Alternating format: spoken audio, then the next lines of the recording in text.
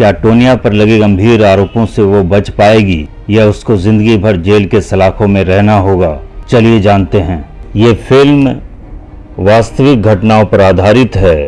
Tonya जब 3 साल की थी तभी से उसकी माँ उसको स्केटिंग सिखाना चाहती थी। कोच टोनिया को देखकर मना कर देती है क्योंकि वो अभी बहुत छोटी है, लेकिन टोनिया ने कोच का ध्यान अपनी तरफ खींचा और देखते ही देखते 6 महीने के भीतर पहली प्रतियोगिता जीत लिया।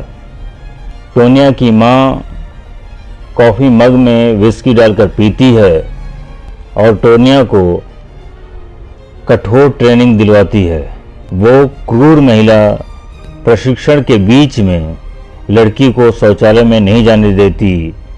वो एक बहुत ही निर्दयी औरत है जो टोनिया पर तरह तरह के जुल्म करती है। अपने पूरे बचपन में स्केटिंग रिंग में उसे अपनी माँ की डांट और चेहरे पे थप्पड़ों का सामना करना पड़ा, लेकिन टोनिया का पिता उससे बहुत प्यार करता है। उसकी माँ टोनिया को धमकाते हुए कहती है, तुम्हारी जिंदगी में ट्रेनिंग के अलावा और कुछ भी नहीं है। टोनिया की माँ कोच से कहती है, चाहे जितनी भी कठोर से कठोर ट्रेनिंग देनी पड़े, लेकिन टोनिया नंबर 1 पे होनी चाहिए। उसके इसी हिटलर शाही बर्ताव पर एक दिन उसका पिता उसकी माँ को छोड़कर चला जाता है। टोनिया अपने पिता के जाने से दुखी हो जाती है। टोनिया बड़ी हो गई है, उसकी मुलाकात जेफ से होती है और दोनों में प्यार हो जाता है। दोनों एक दूसरे के साथ बहुत खुश हैं, लेकिन उसकी माँ को जेफ बिल्कुल पसंद नहीं है। उसकी माँ कहती है कि तुम टोनिया की ज़िंदगी बर्बाद कर दोगे। जेफ समझ नहीं पा रहा है कि क्या कहे। टोनिया की ज़िंदगी उस समय मानो थम सी गई जब उसके पिता गुजारा भत्ता देना बंद कर दिए। उसके पिता ने यह भी नहीं सोचा कि उसकी बेटी अपनी पढ़ाई कैसे पूरा करेगी, क्योंकि माँ के पास तो पैसे ही नहीं हैं। लेकिन कुछ महीने बाद ही जेफ भी टोनिया को पीटने लगा, घर हो या बाहर। जब भी उसको लगता था वो टोनिया को बुरी तरह से पीटता था, लेकिन टोनिया तो इसकी बचपन से ही आदी हो गई थी। टोनिया का अपनी माँ के साथ रिश्ते काफ़ी तनावपूर्ण हो गए। वो सिगरेट पीने लग जाती है। टोनिया फिर से एक बार प्रदर्शन के लिए तैयार होती है।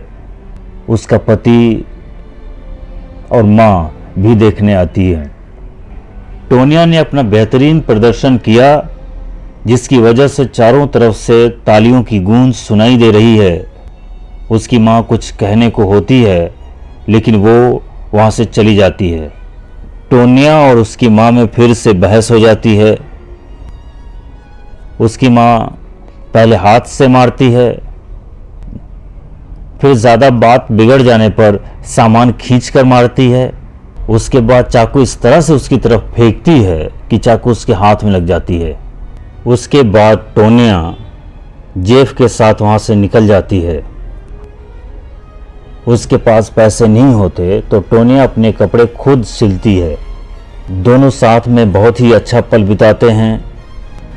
टोनिया फिर से एक बार अच्छा प्रदर्शन करती है, फिर भी जजेस उसके साथ भेदभाव करते हैं। वे कहते हैं खेल के साथ साथ लुक भी मायने रखता है। टोनिया उन सब को गाली देकर वहाँ से चली जाती है। उसकी कोच उससे कहती है, अच्छा प्रदर्शन के साथ साथ पोशाक और शिष्टाचार भी मायने रखता है। टोनिया अपने ही कोच पर भड़क जाती है। टोनिया और जेफ दोनों शादी कर लेते हैं। जेफ का दोस्त शॉन भी वहाँ पर है। टोनिया की माँ इस शादी से खुश नहीं है। टोनिया अपने पति जेफ के साथ खूब एंजॉय कर रही है। दोनों डांस करते हैं। शादी के बाद टोनिया यूएस चैंपियनशिप में भाग लेती है। उसने एक नया कोच रख लिया है जो उसको समझाती है। वो कहती है तुम्हें अपनी ज़िंदगी का सबसे बेहतरीन परफॉर्मेंस देना है। टोनिया अपनी ज़िंदगी का बेस्ट परफॉर्मेंस करती है।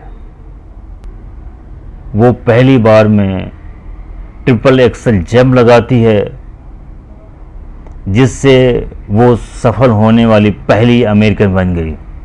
ट्रिपल एक्सल जंप के बाद वो दुनिया की सर्वश्रेष्ठ एकल स्केटर थी। जहां वो अपने खेल में सफल हुए, वहीं दूसरी तरफ उसका पर्सनल जीवन खराब होने लगा। जेफ के साथ उसकी ज़िंदगी तनावपूर्ण हो गई। टोनिया को एहसास होता है कि वो अधिक की हकदार है। वो रोज़ रोज़ की पिटाई से तंग आ गई थी। वो अपने पति से दूर भागने लगी। वहीं दूसरी तरफ टोनिया अब हर कंपटीशन जीत रही थी। अब वो सेकंड वर्ल्ड चैंपियन बन चुकी थी। वहीं अमेरिकन चैंपियनशिप में जेफ को अपनी पत्नी के पास जाने पर प्रतिबंध लगा दिया गया, लेकिन इससे वो नहीं रुका। वो अपने दोस्त को साथ लेकर अपनी पत्नी के पास गया। काफ़ी उल्टा सीधा बोलकर आखिर टोनिया को मना ही लेता है और टोनिया को लेकर घर पर आ जाता है। लेकिन टोनिया के परफॉर्मेंस में धीरे धीरे गिरावट आने लगता है। अब टोनिया पहले जैसा परफॉर्म नहीं कर पाती, जिसकी वजह से वो अंदर ही अंदर टूटने लगती है। ओलंपिक में अच्छी शुरुआत करने के बाद भी वो ट्रिपल एक्सल जंप नहीं कर पाती। अब टोनिया का जीवन शैली पूरी तरह से बदल जाता है। ड्रिंक करने लगी, उसका वजन बढ़ जाता है। निराशा के साथ साथ ये मान लिया है कि अब उससे ये नहीं हो पाएगा। ऊपर से उसको अस्थमा की बीमारी भी हो जाती है। अब उसका पति उसे रोज पीटता है। वो होटल में रहने के लिए चली जाती है। वो वहाँ भी आ जाता है और उस पर पिस्तौल तान देता है। टोनिया भागने की कोशिश करती है, वो उस पर फायर कर देता है, फिर उसको कार में डालता है। जेफ उसको कार में ले जा रहा होता है, तभी पुलिस आ जाती है। पुलिस कार के अंदर गन और पिस्तौल के साथ साथ शराब की बोतलों को बरामद करती है। उसके बाद टोनिया एक रेस्टोरेंट में काम करने लगती है। वो बाहर खड़ी होकर सिगरेट पी रही होती है कि तभी उसकी पुरानी कोच आती है। टोनिया कहती है सब कुछ खत्म हो गया। कोच कहती है इस बार ओलंपिक खेल 2 साल पहले होंगे, तुम्हें एक और मौका मिल सकता है। टोनिया कोच के साथ ट्रेनिंग शुरू कर देती है, साथ में अस्थमा की दवा भी लेती है। वो वजन उठाकर दौड़ती है और गिर जाती है। धीरे धीरे वो अच्छा प्रदर्शन करने लगती है, फिर भी उससे अच्छा अंक नहीं मिलता। वो फैसला करती है कि इसके बारे में वो जज से बात करेगी। वो पूछती है आप मुझे अच्छे नंबर क्यों नहीं देते। वो कहता है सिर्फ स्केटिंग मायने नहीं रखता, तुम हमारे देश को रिप्रेजेंट नहीं कर सकते क्योंकि तुम्हारा फैमिली बैकग्राउंड अच्छा नहीं है। उसके बाद टोनिया अपने माँ से बात करती है। टोनिया अपने माँ से कहती है कि कैसे उसने उसकी लाइफ, कैरियर सब कुछ बर्बाद कर दिया। उसकी माँ कहती है मैंने तुम्हें चैंपियन बनाया, तुम्हें मेरा एहसान मानना चाहिए। लेकिन टोनिया उसका एहसान नहीं मानती। फिर टोनिया वहाँ से चली जाती है। फिर वो जेफ को फ़ोन करती है और कहती है उसे नहीं लगता कि वो उसके बिना ओलंपिक कंप्लीट कर पाएगी। फिर दोनों साथ आ जाते हैं। उसके बाद एक दिन एक पुलिस वाला टोनिया को ट्रेनिंग सेशन में पहुंचकर बताता है किसी ने टोनिया को जान से मारने की धमकी दी है कि अगर उसने दोबारा स्केटिंग की तो उसके पीठ पर गोली मार दी जाएगी। ये सुनकर टोनिया पूरी तरह से डर जाती है। उसके दिमाग में 24 घंटे वही जान से मारने की धमकी चल रही थी। फिर जेफ प्लान बनाता है कि वो टोनिया को एहसास कराएगा कि बाकी के खिलाड़ियों को भी धमकी भरे फोन आ रहे हैं। उसके बाद जेफ शॉन को नैन्सी को धमकी भरे पत्र भेजने को कहता है। टोनिया फोन पर बात कर रही है, वहीं जेफ के दिमाग में चल रहा है कि शॉन को काम तो दे दिया है पर वो कर पाएगा कि नहीं। वहीं दूसरी तरफ पुलिस टोनिया से पूछताछ करती है और टोनिया कहती है मुझे कुछ पता नहीं इन सब के बारे में। जेफ शॉन के पास पहुंचता है और उसे पैसे देता है और कहता है ये काम हो जाना चाहिए। शॉन अपने साथ 2 लोगों को शामिल कर लेता है जो बहुत ही खतरनाक होते हैं। उनमें से एक आदमी अंदर की तरफ जाता है। नैन्सी अंदर ट्रेनिंग कर रही होती है, वो आदमी वहां पहुंच जाता है। नैन्सी उस आदमी के सामने से निकल जाती है। फिर वो आदमी नैन्सी के पास जाता है और जोरदार उसके पैर में मारता है। फिर विंडो का ग्लास तोड़कर वहां से निकल जाता है। नैन्सी दर्द में चीखती है। यह खबर टोनिया टीवी पे देखती है, वो डर जाती है। जेफ को शॉन पे बहुत गुस्सा आता है कि उसने सिर्फ डराने को बोला था, मारने के लिए नहीं। वो चीखता है। फिर वो शॉन से मिलता है। जेफ कहता है तुम्हें सिर्फ धमकी भरे लेटर भेजने को कहा था। शॉन कहता है क्या पता वो लेटर से नहीं डरती तो, इसलिए उसने ये कदम उठाया है। मुझे लगता है यही करना चाहिए था उसके साथ। वहीं ये पूरी खबर आग की तरह फैल जाती है और लोग अलग अलग जगह पर टीवी देखते हैं। टोनिया की मां को शक होता है हो न हो ये काम जेफ का ही है। नैन्सी के न खेलने से टोनिया चैंपियन बन जाती है। वहीं दूसरी तरफ नैन्सी पे हमला करने वाला पकड़ लिया जाता है। इधर टोनिया बहुत खुश होती है। पुलिस टोनिया से पूछताछ करती है, वो मना कर देती है और उसका हस्बैंड जेफ भी। फिर शॉन सभी से कहता फिर रहा है कि मेरे आदमी ने सब कुछ किया है।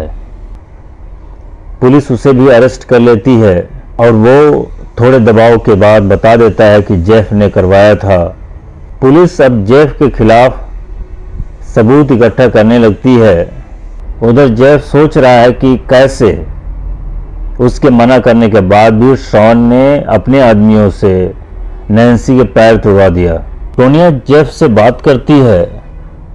जेफ उसे सब कुछ बता देता है कि कैसे शॉन ने उसके कहने पे ये सब किया, और ये सब टोनिया चोरी से रिकॉर्ड कर लेती है और जाकर पुलिस को दे देती है और कहती है इसमें सिर्फ जेफ और शॉन का हाथ है, इससे मेरा कुछ लेना देना नहीं। जेफ को जब पता चलता है तो बहुत गुस्से में आ जाता है और वो टोनिया को घर के अंदर बंद कर देता है, लेकिन टोनिया विंडो तोड़कर बाहर आ जाती है।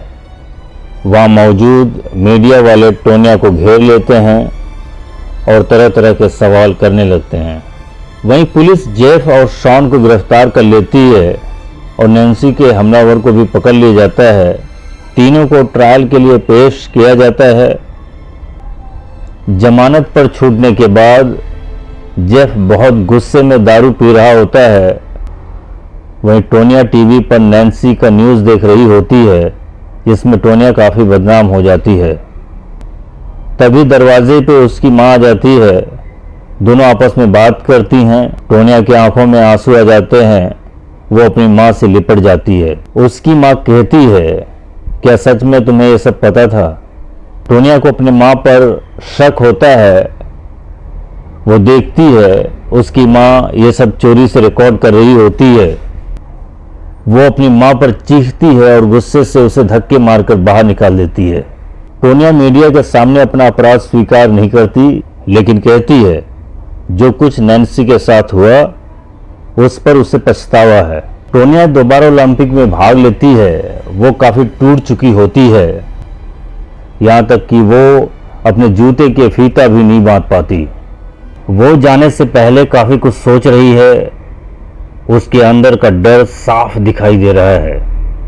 टोनिया कोशिश करती है लेकिन वो रोने लगती है क्योंकि वो अच्छा परफॉर्म नहीं कर पाती।